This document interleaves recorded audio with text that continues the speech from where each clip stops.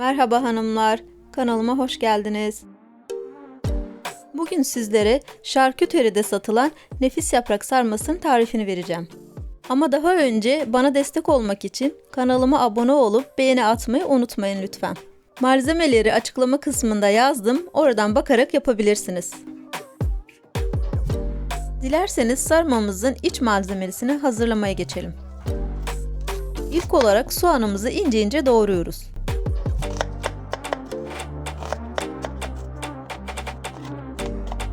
Sarımsaklarımızı da aynı şekilde ince ince doğruyoruz. Maydanozlarımızın saplarını ayırıp ince ince doğruyoruz.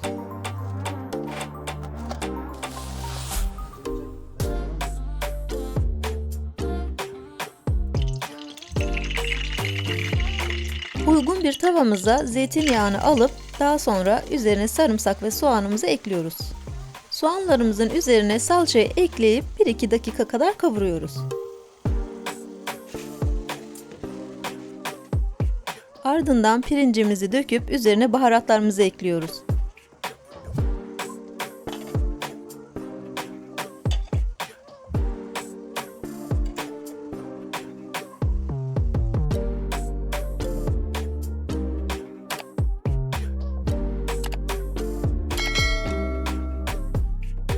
Yağının az geldiğini düşündüğüm için yarım çay bardağı ayçiçek yağı, 1 çay bardağı da su ekleyip karıştırdım.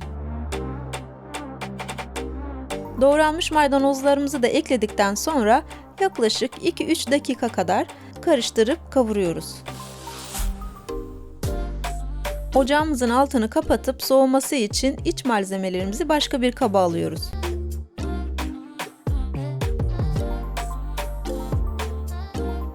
Yaprağımızın parlak kısmı dışa gelecek şekilde yerleştirip mat ve damarlı kısmına iç harcından 1 kaşık ekledikten sonra kenarlarını içe doğru katlayarak sıkıca saralım. Tüm iç harcımızı bitene kadar sarmaya devam edelim. Sarmamızın pişirme aşamasından sonra dağılmaması için iç harcımızı dengeli koymaya dikkat edin. Sarmalarınızı ilk 5 dakika harlı ateşte, daha sonra kısık ateşte pişirelim. Pişirdiğiniz sarmamızın soğumasını bekleyip daha sonra servis edebilirsiniz.